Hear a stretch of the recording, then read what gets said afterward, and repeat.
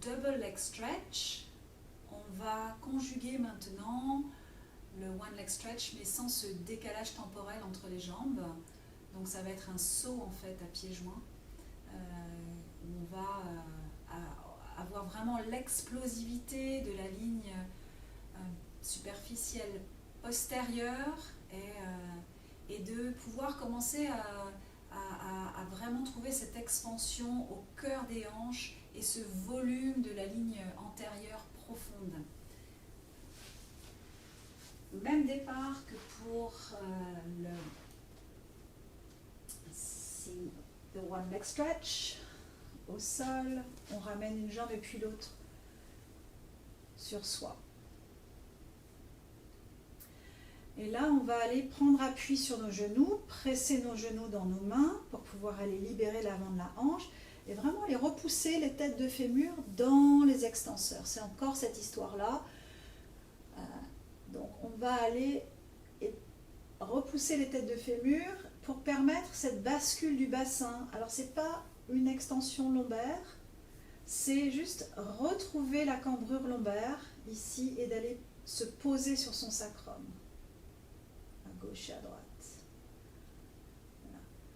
Et puis, je pousse mes genoux en avant, je suis pendue à mes genoux, ici, là, en pliant les genoux, en pliant les coudes, pardon, eh bien, vous allez pouvoir trouver cet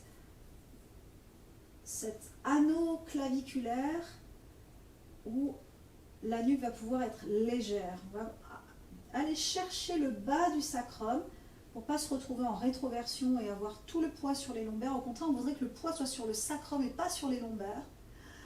Et d'aller trouver une courbure harmonieuse. Donc là, c'est pareil. Je ramène mes genoux vers moi, mais c'est pour éloigner mes têtes de fémur. Là. Et puis, c'est explosif. Il va y avoir une libération des jambes. Donc, mes mains vont lâcher mes genoux et vont se coller le long de mes cuisses sur mes lateral lines.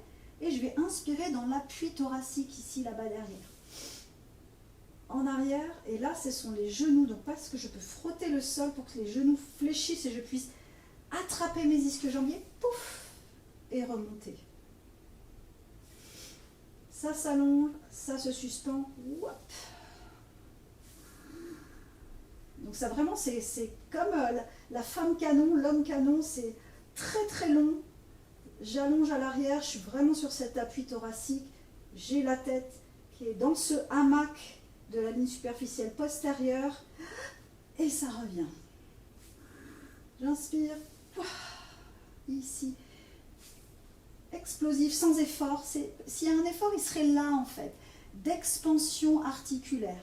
Là, pour que quand je lâche, dès que j'inspire, que je gonfle mon pneumatique, ouf, ce soit sans aucun effort. Tac. Loin, ça rebondit, je suis sur mes étagères à l'arrière, il n'y a rien ici à l'avant, et ça revient.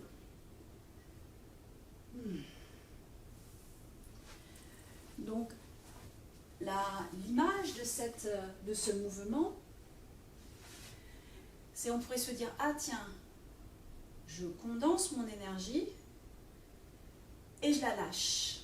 Et donc ça fait une grande forme. Ouais. On condense, on fait une boule, on fait une boule, on fait une boule, on fait une boule, et je lâche. Sauf que notre corps s'organise à l'opposé. C'est-à-dire que le moment intéressant, c'est lorsque l'on condense son énergie. Donc on la condense et quelque part on expand, on crée de l'espace à l'intérieur du corps, on spatialise nos articulations. Donc en fait, dans la forme regroupée, c'est ça qui se passe. Et lorsque vous lâchez, ce n'est absolument aucun effort, c'est-à-dire vous laissez le mouvement partir au-delà. Donc vous chassez le mouvement en 3D. Ici, je vais trouver cette forme là, et puis je chasse en fait l'énergie que j'ai condensée, je la chasse dans mes jambes et dans l'arrière de mes thoraciques. Là, et je viens vraiment pomper mes tissus.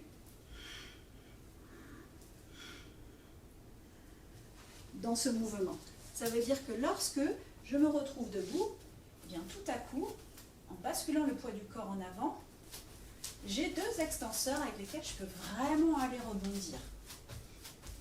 Avec un sacrum vraiment suspendu par les bretelles et piriformes des psoas qui collaborent avec nos extenseurs.